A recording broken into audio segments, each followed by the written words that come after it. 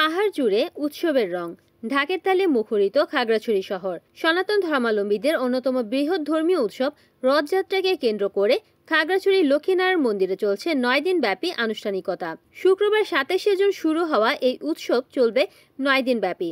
প্রতিদিন সকাল থেকেই খাগড়াছড়ি কেন্দ্রীয় লক্ষ্মীনারায়ণ মন্দির প্রাঙ্গণে চলছে ধর্মীয় আনুষ্ঠানিকতা।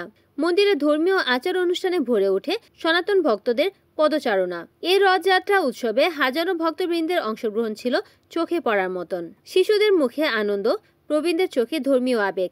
রথযাত্রা যেন একদিনে পাহাড়কে রাঙিয়ে তোলে ভক্তি ও উৎসবের রঙে।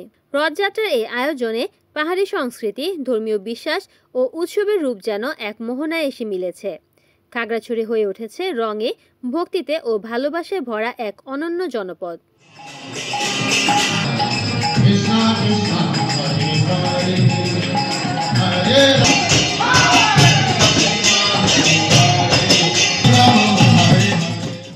রিপোর্ট করেছেন খাগড়াছড়ি প্রতিনিধি বিপ্লব তালুকদার, NN TV।